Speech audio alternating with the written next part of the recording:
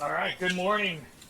My name is Bob McCullough. I'm Vice President of Clinical Strategy at Kooth, and it's my honor to actually moderate this panel on brain deals to build brain capital.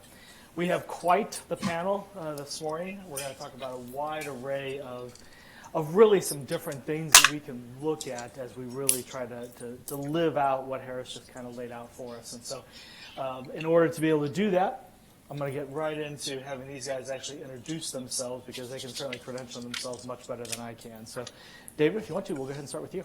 Yeah, sure. Good morning, everybody. I'm Dave Edelman.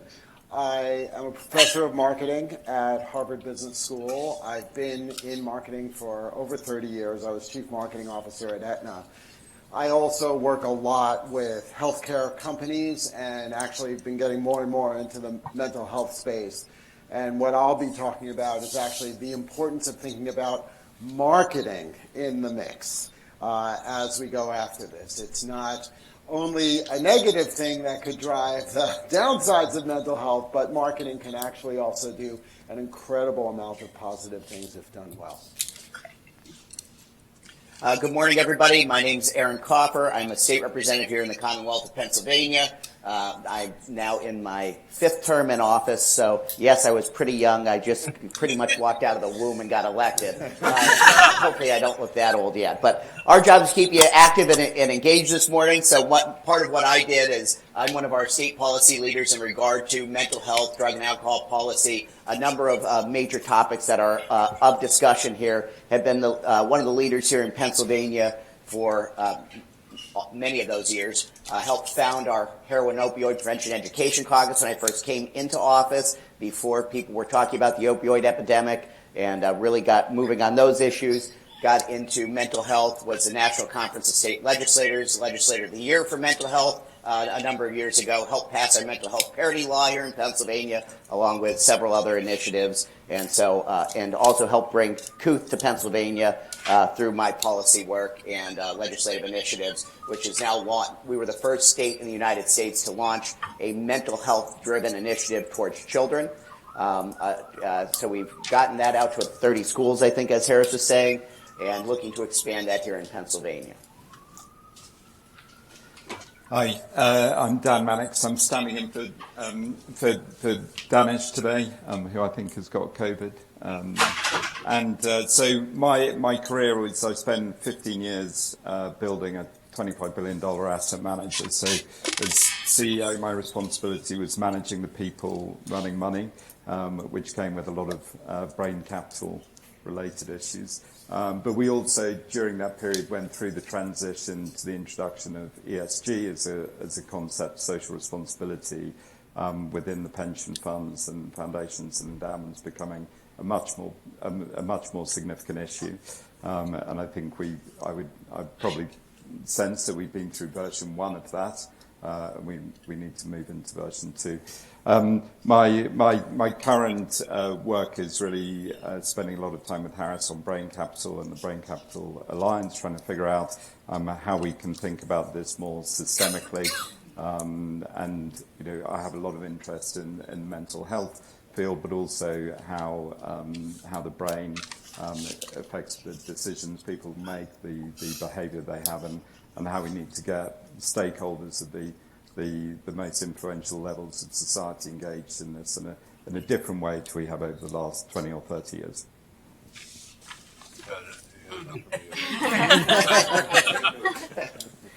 No, thank you very much. So to kind of get us started here, because we are talking about brain deals, Harris, maybe start with you and Representative Coffer, but what's a strategy that you really could see states use to be able to develop in their own, kind of for their own population and their own residents, this brain capital? Do you want to go first? Go ahead. Well, I will just say that,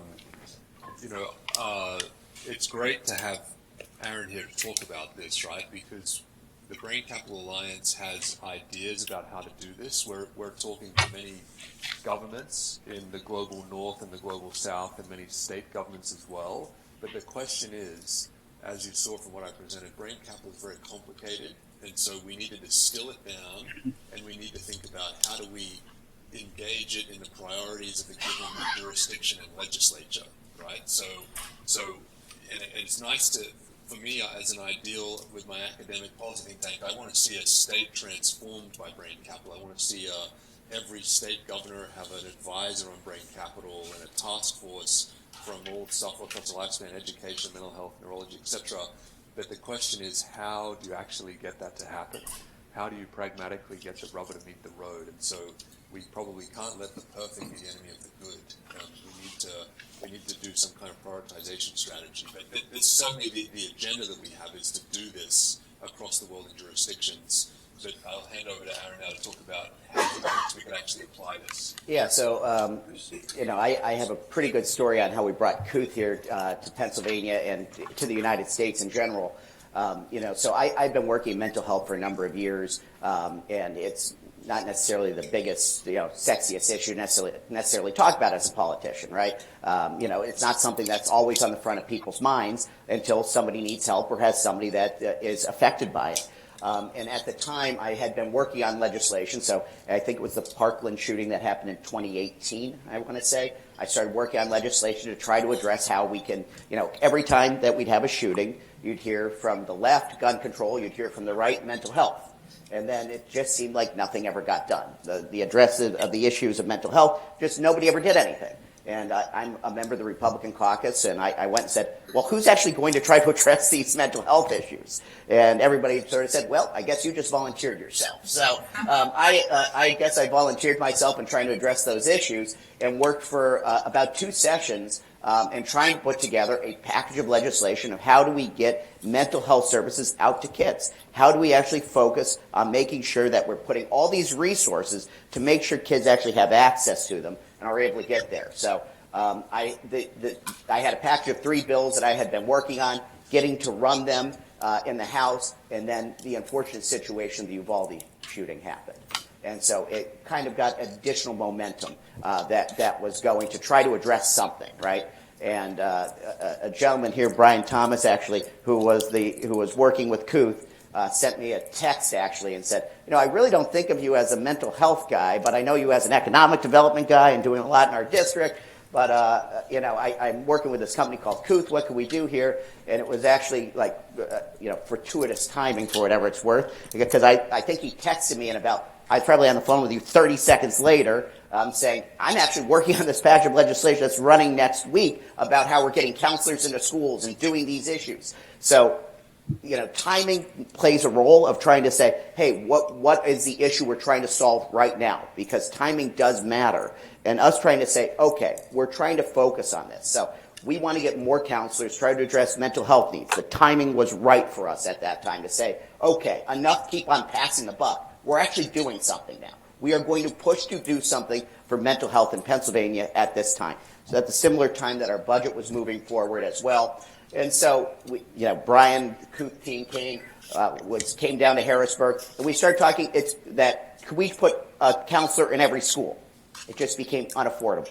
Once we started talking about having a counselor or a therapist in every school building and across the Commonwealth of Pennsylvania, it got to be hundreds and hundreds of millions of dollars out of a $40 billion budget, really just not an affordable initiative that we can do as a Commonwealth. So Couth's web-based initiative, we're trying to get counselors through using technology, was an economy of scale that I could pitch to the Republican caucus of, hey, look, we don't have to spend as much money as we're talking in these hundreds of millions of dollars, but we can actually launch a pilot initiative, try to get this out here. We started with a roughly $3 million initiative that got out to 150,000 students within, 6 or 7 weeks. We had the funding in place, roughly, of a text message to having it implemented here in the Commonwealth of Pennsylvania. And a couple months later, we're up and running in our schools to be out there covering this. So you have to identify that problem, and timing does matter, because if you identify the problem and you don't have the political momentum or the political will or whatever it is at the time, those things sometimes need to come together to make action happen. And so we can all be sitting here and we can probably identify all the problems as Harris has. Here's the problems. But where's the momentum to actually get that forward? Who's your champion legislatively to get it done? That's not something that just happens. You need somebody to grab onto it, and finding those people who are passionate about the issue and I saw Senator Hester walk in here before, who I know is passionate about this in the Maryland legislature, pushing these mental health initiatives. So it's stuff that's important to find those people who are really pushing these initiatives to make sure that we can get them over the top, because some of those issues that Harris talked about aren't necessarily my ballywick, right? That's not my issue that I'm particularly passionate about. But get me talking about and working on mental health, that's something that I'm very passionate about, care a lot about, and helped get that done in Pennsylvania. Sorry, that's very long-winded. I apologize. Can I just come in there and say the amazing thing about the work that Aaron's done is that the downstream consequences through life for those children who get access to those services is transformational. It's transformational to them, it's transformational to their families, it's transformational to the organisations they work for, and therefore society.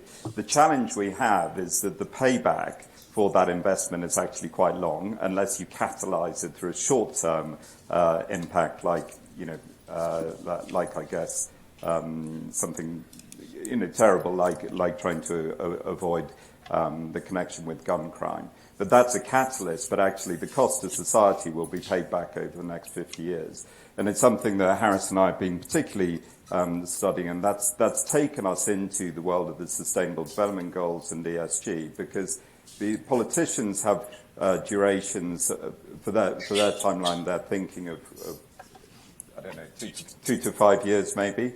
What we found with ESG is that you have the pension funds talking about 30 to 50-year time horizons. And that's why they've become heavily engaged in the climate debate, because they see the risk to all the assets in their portfolios and to their beneficiaries as being related to the long-term change in the temperature of the planet. We believe that the same argument can be made in relation to the health of the population.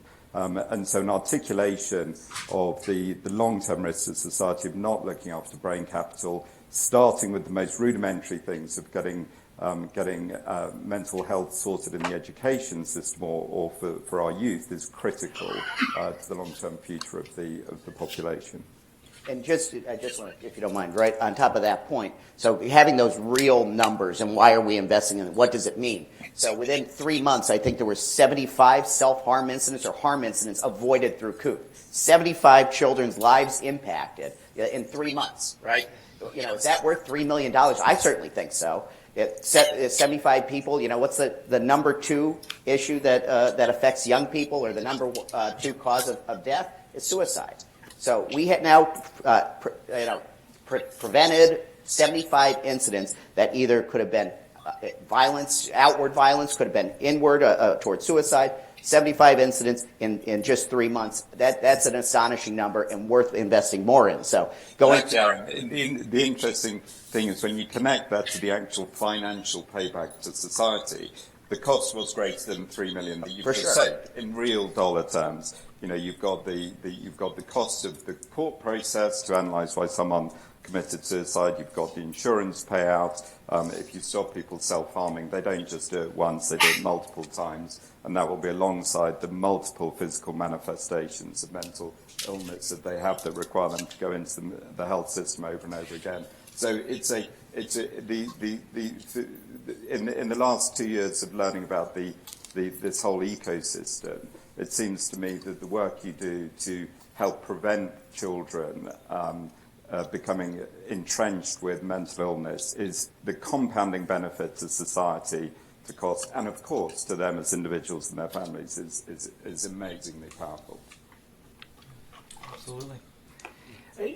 Dan, if we can, just for a quick second, we were kind of talking about it, and you had a lot of great input on the actual public side. From a private and a philanthropic standpoint, what role do you see the private sector really playing in to support the public? Well, yeah, this is a really interesting thing. I've spent my whole life building investment processes to enable pension funds and endowments to allocate money to things to make returns, and it's cool. It's interesting. But fundamentally what we were doing is we were building something that was a little bit different to 30 other people doing the same thing and convincing them we were a little bit better. When you go and talk to those individuals about mental health and brain capital, every single one of them has an emotional connection to it from some perspective.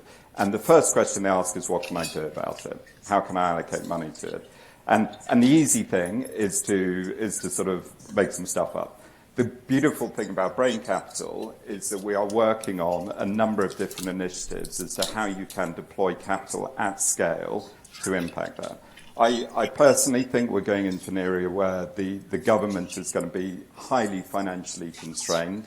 We're going to need to have significant increase in defence budgets. And what we're working on is these public-private partnership structures where, in fact, the government just doesn't need to deploy dollars because we actually find that they can augment returns to private investors who actually want to invest in this space. And we then catalyse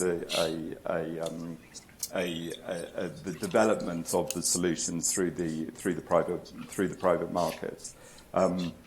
I think there's a second point which I'd just touch on, which maybe we can come back to of interest. But I think that organisations are actually ill-equipped to deal with the challenges that we're facing up to since COVID. It's partly related to people having their eyes opened as to different working environments, but it's also partly connected to the destigmatisation of the discussion around mental health. Because suddenly you have people who are much more willing to walk into the office or not walk into the office, unfortunately, and say, I'm mentally healthier if I'm at home. I would say mentally healthier at home on your own, without your colleagues, without the creative environment. You know, I personally seriously question whether that is actually going to be proved to be true in due course. I think the second thing is that organisations are having to deal with huge economic costs to do with people not coming into work because they're mentally ill. And then you've got the third component, which is people telling you that they're mentally ill, which is relatively easy to do given that we still are diagnosing mental illness by symptomatic expression, which is largely an observation of oneself. So it's pretty easy to essentially pretend to be mentally ill when you're not. And organisations are not equipped to be able to deal with those three factors, either from a human resources perspective or actually even contractually. I'm not sure that the way that we've designed our contracts gives the organisations the ability to have proper dialogue with their people about what's actually going on. So I think there's two real issues in the private area. One is very optimistic. The other needs to have a wave of investment, and you can see it visibly. You see Jamie Dimon, he's struggling. As one of the great corporate leaders. I think I worked at JP Morgan for a while. One of the great corporate leaders struggling with what he believes to be true, what he believes to be right for his organisation, what he believes to be right for the long-term interests of his employees, but the practical reality of not being able to have a real discussion with them about mental health. Thank you. Well, and you said something about access too, right? Which is so important, right? You were talking about, it could be, we could have all these resources in the world, but if people can't access them, that's where the rubber hits the road, and that's where we have issues. Which is why, I'm going to harp back to Kuth again. Having a web-based technology on your cell phone for kids to be able to access in Pennsylvania, the mental health age of consent is 14. So, for kids who are on their phones, on social media, most have cell phones. That's not across the board, but being able to help have access to that, that's now, a healthcare equity issue. That now people across the board can have access if you have a cell phone, right? That you can have access to that. I know California is launching an initiative right now as well. Right. I think it's, and David, you probably know more about this than I do, but it's 14 to 25. Yep. All people ages 14 to 25 in California will have access to Kuth, right? So, so getting that equity out there and access to it, and then I know you're now in the getting people to actually access that too. I'll turn it over to you because I'm hitting your points. Yeah, so one of the things we're learning from Kuth, which I think is applicable to almost any solution, is you can have solutions, but you got to get people to engage. They have to actually use it. You have an app, they have to download it. You have services, they have to come to it. And as we think about the development of these services, we have to think inherently about how we're going to market them. Who exactly are our target segments? How do they vary? How are we going to connect with them emotionally to motivate them? What is it that we're going to tap into? And that's going to vary. It's not homogeneous. There's going to be wide variations. For example, in Kooth, we're going after 14 to 25-year-olds. That's huge in terms of the heterogeneity of that population. Besides just simply age, you've got high school, college age, but not in college, different kinds of populations who are at different stages in their mental health journey of understanding who they are and what they need. And so we have to invest the time and actually use the disciplines of good marketing to explicitly think about each of the populations who we want to get into. Who's the decision-making unit for that population? In this case, is it the kid? Is it the kid and the parents? Is it the kid and those around the kid, teachers, guidance counselors? It's all of those, frankly. They're all part of a decision unit. So you've got to think, as somebody who's coming out with these solutions, explicitly, how are you going to engage? And you have to have the budgets to do so. So it's not just from you talked a lot about the upside and the benefits, but from a cost perspective, it's not just the cost of developing these solutions and staffing them, it's also about getting people engaged. And what we're also finding along the way is we don't have obvious answers. A lot of this is new. We're not sure what's going to drive. So as we're coming up with this, we have to start using practices that we're seeing in business, especially in the digital world for marketing, of constantly test and learn. Test and learn, test and learn, test and learn. This is stuff you do in clinical work all the time. In marketing, we can do that a lot faster. We can actually put things out there and actually see within 2 weeks whether or not people engage. But you have to have the discipline and the practice to know that. And you're going to be testing different things against different populations. And you've got to have the processes to come up with the ideas, get them out the door, set them up to be measured, get the feedback, and then figure out what to do next. And so there's a whole side of this that as you're thinking about programs, that it's important to explicitly build a marketing component and an agile marketing component into that along the way. That's a good question, Dave. Yeah. One of the areas we've been pretty excited about is moving the debate beyond the destigmatization, which has been quite a negative discussion, I feel. Yeah. And it's really spoken to people who are ill, people who are looking after those who are ill. What do you think about the next stage being an inspiring, positive narrative about building healthy brains, about building great businesses, great people who contribute to society? Yeah, so there's a higher level message about this whole initiative. There's a more focused, tactical message about getting people to engage. At the highest level, I mean, I personally find it very inspiring, but I also think there's going to be different segments. And that we can't think of this from a homogenous approach of saying, okay, this is great and inspirational. We can build the capabilities of a large part of society that's going to help them thrive. That may not be, and that I'm sure isn't, what's going to motivate certain chunks of the population. So again, it depends on who your audience is. If your audience is business leaders, funders and stuff, yes, they want to see the positive side. If it's the individuals we're trying to engage, behavioral economics tells us that different things are going to motivate different people. For some, it's the possibility of upside. For some, it's the avoidance of loss. For some, it's the elimination of what have been handicaps in their lives. For some, it's going to be financial. For some, it's going to be the effect on their family and their connection with their family. So we have to come up with an arsenal of ways of talking about this and think very deliberately about our audiences and align message programs against them. Excellent. Thank you. So I have one more quick question for you, and then we're going to take some questions from the audience. What's our call to action? Where do we go as we really start to think about developing these brain deals?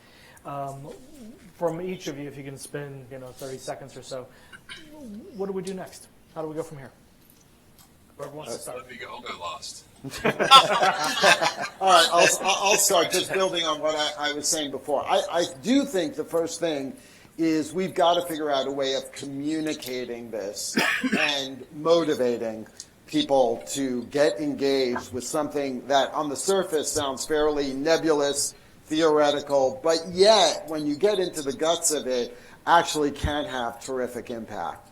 So we need messaging strategies. We have to think about our audiences, we have to get the message aligned, and then we've got to create the wording, the feeling behind it, the connections we want to make to each of those audiences. And that's a deliberate, hard work exercise that isn't just, at a high level, we're just going to do public service announcements. It's got to be very deliberate. So I guess I was pre-quoted before of, how do you eat an elephant one bite at a time? So that was my quote, right? So identifying these big picture things, exactly what you're talking about. So the first step is identifying what those steps are. What brings us to a healthy brain? What brings us to that brain capital perspective? And, there were a lot of slides we saw, a lot of things to start, of these 17 pieces or, multiple pieces that all come together. Actually, one of your slides that said, I need that slide to show to my wife, by the way, that, shutting your brain off for 20 minutes in the middle of the day to, whatever it is, meditate or take some time away is good and healthy for you. And so, identify what those things are. So if you could break those down and really try to highlight what are the tangible steps that can be taken. And I look at it from a government perspective, obviously, as an elected official. What are those tangible steps that can be taken? And then you have to work on communicating them. So if you can break those down, these 17 of, hey, here, start with a lofty ideal. Now, how do we actually do that? How do you implement that? Instead of being, as you said, nebulous, to really break it down into those pieces and those chunks and how you accomplish those. So you start from something that's a very big picture type perspective and then break it down to those individual segments. I think messaging is key, and I am very motivated by two things. Is one, the development of prevention in schools. I think that it's so important articulating that message, getting the health system and the education system to work better and allocate more time to the development of healthy brains. I think that's the first thing. And then right at the other end of the spectrum is, just given my background, I think that the institutional pension funds, endowments, sovereign wealth funds need to become highly motivated by this. And I think we need to form the arguments to explain to them why this is akin to the other long-term risks in their portfolio, because if we can catalyse movement by them, that will give the long-term impetus and momentum to the financing we need for research development and the progress of technology and organisations in the space. My call to action is that we need a home for brain capital. Brain capital is being developed in the last 3 years very entrepreneurially. It's sort of public-private policy entrepreneurship. We've got engagements prolifically across the world, but we need a home, and we need some resourcing. We have some, but it's not really at the level that we need to keep maturing this. So if we're talking about brain capital as a new economic asset, as a new financial asset, we need to really think about how we're going to do this, academically, with data, with policy, with convenings. And so that's my challenge. If anyone's, corporately interested in this or philanthropically interested, that's the call to action, because I think in many ways we've run ahead of ourselves. We've kind of stormed the world in many policy fora and business fora. Now people are saying, hey, how can I do an educational course in brain capital? And so we need to kind of backfill, PhD programs, master's programs, or summer schools for the education piece, for the thought leadership, for the policy and the data. And so, as we can see, there's been many inspiring kind of academic, but very applied academic ideas that come from this panel. So that's my call to action is, if anyone's interested, would love to talk further about that. Excellent, thank you. So we have a few minutes, we'll take certainly some questions. Hi, Lindsay Shaw with the Cleveland Guardians. This question is sort of for you, David, but I'd like to hear anyone's commentary. In sports, we often use a dental model. Like, how is it that I know I should go to the dentist twice a year, and if I don't meet my 2.5-year-old at the pediatrician appointment last week, the pediatrician's like, have you taken her to the dentist? I haven't. But how do we borrow from that model for mental health? And I mean, if you were alluding to like engagement, I was with the Olympic Committee for a long time, and we would often reference the French model because each French athlete on the national team would meet with a psychologist or psychiatrist once a year. And so over many years, you would build relationships, you would normalize resource utilization, and then that person could often catch when something had changed. So I'd just like to know your marketing ideas on the dental model.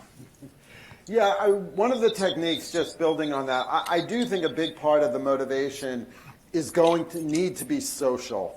It's going to need to be people who can be somebody who, in the case of Kooth, let's say, young people can connect to. And I don't necessarily mean big celebrities. It could be just somebody who's done well on a high school sports team in a local market, who's willing to be open and to talk about the help they got, how it helped them, how easy it was to access. And I think we need to bring out folks who have had success, get their voices, try to see if they're willing to communicate and share.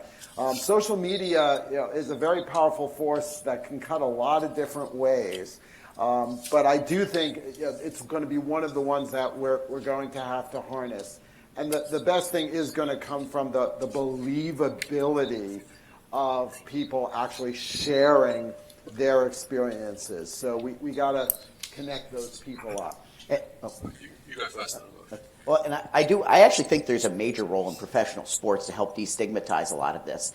Lane Johnson here, the Philadelphia Eagles, is one of the ambassadors for mental health for Kooth, who is going to be going to Philadelphia School District in the next couple of weeks, right, to go engage with students to talk about mental health. He's very open about his own mental health struggles that he had as a professional sports player who had to take time away from his time. And as young men and women who grow up playing sports, wanting to be athletes, idolize a lot of people like that, right? And to be able to help destigmatize for young people that, hey, I went through these struggles too. I do think that when you have there's some people that have that celebrity status and be able to take that to say, hey, part of me engaging with this is, I've seen people that I look up to and idolize who are very open about their struggles. And so if people are actually more open and start discussing it, and oftentimes we only hear it from like singers or actors and actresses who are going through, unfortunately, some drug and alcohol issues or things like that. That's at least where I've seen it growing up. You start getting to these professional athletes that say, yeah, my mental wellness was not in a good spot.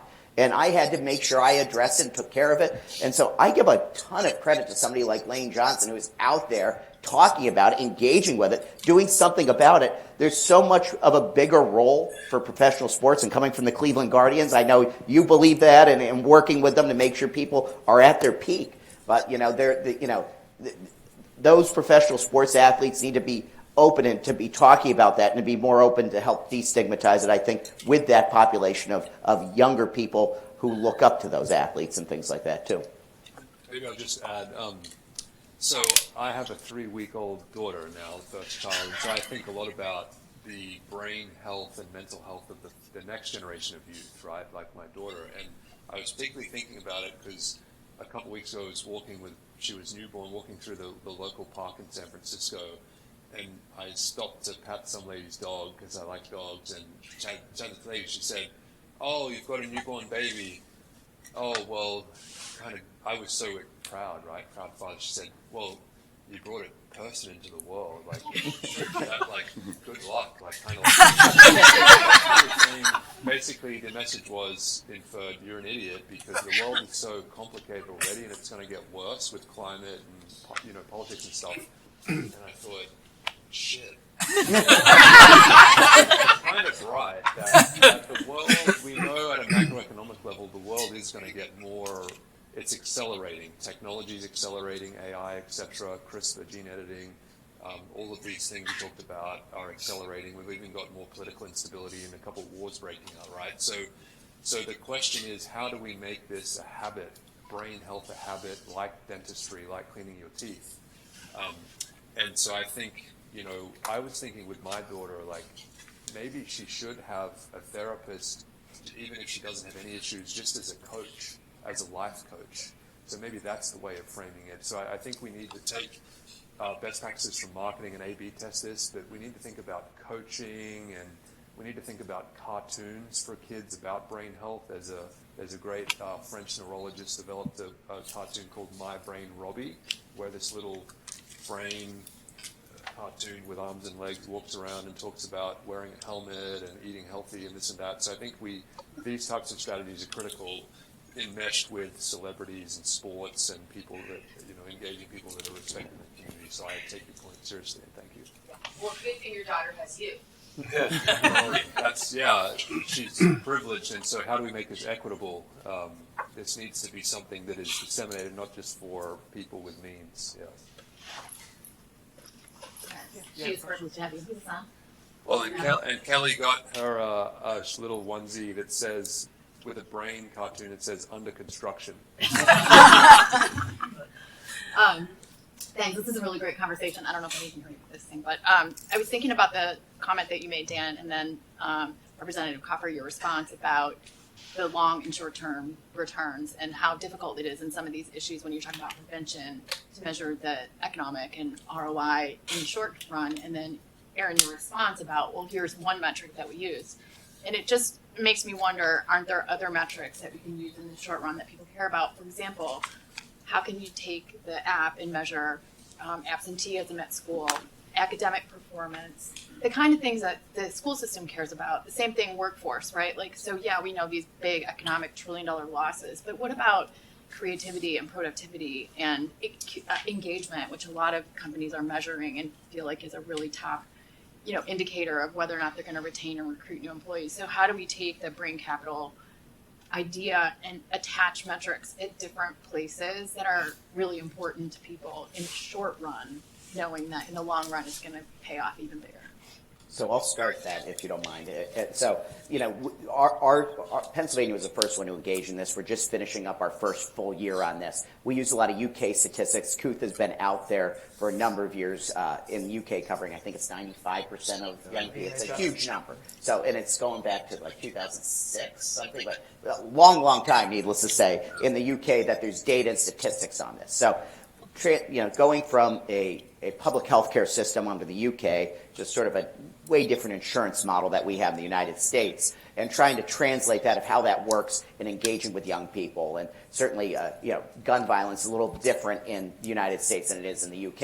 And so working through those issues and trying to put all that data, we're just getting really our first set of data. So that's coming through now. And there's also trying to prevent confidentiality and privateness of students as well. So it's not that we have that direct connection with the schools of saying, hey, this is this person who is, much more active in school. So, trying to protect that confidentiality with the students is sort of trying to compile that data is not an easy thing right now that we're doing in our first steps. But, that as a statistic, was a powerful one for me, because that's something that we've been able to identify through that data. So, obviously, if you start being able to cross over more of that information, you could probably get more data from it. I'm sure some of the people have more up-to-date data than I have. But in pitching that we're going to continue to do this in Pennsylvania, in 3 months having that number of 75, that's a pretty big number. It wasn't 2, it wasn't 3, 75 lives that were protected. That's a big number, at least for me as a policymaker, to say,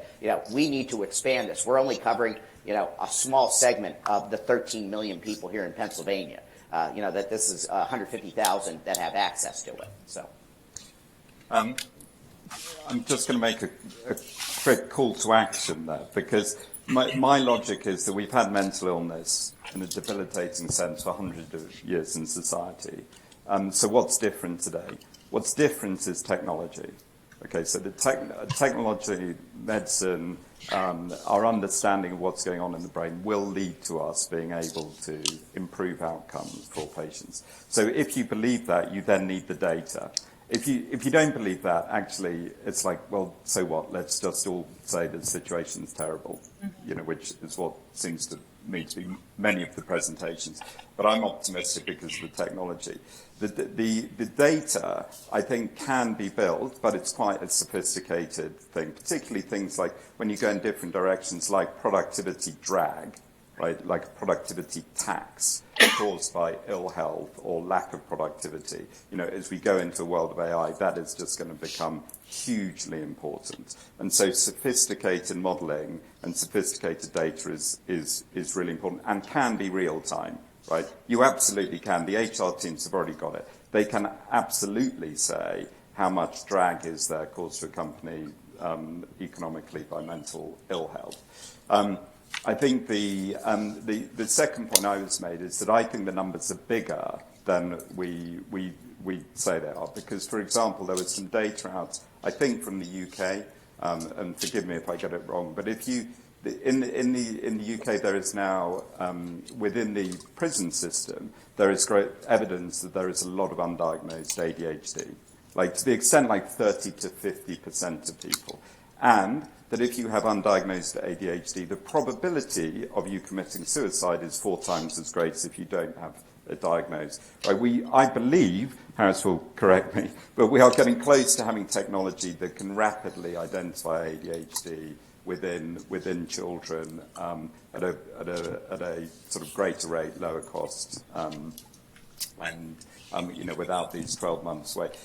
For me, that's just an entirely measurable number. You know, if you're 25% as likely to commit suicide if you have ADHD diagnosed when you're 10 versus not having it diagnosed. If you're 25% of the probability of ending up incarcerated, that is an absolutely direct, measurable, quantifiable number.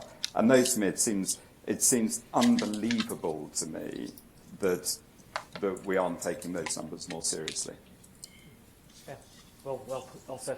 And I think, you know, to your point as well, we are fortunate enough to have Dr. Jamie Banks with us today, who's going to be on a panel discussion later, and she's from the School District of Philadelphia, so we can maybe add some context to that education piece as well. Unfortunately, we do have to kind of end there because there's others that need to talk today as well. So I want to thank our panelists for the great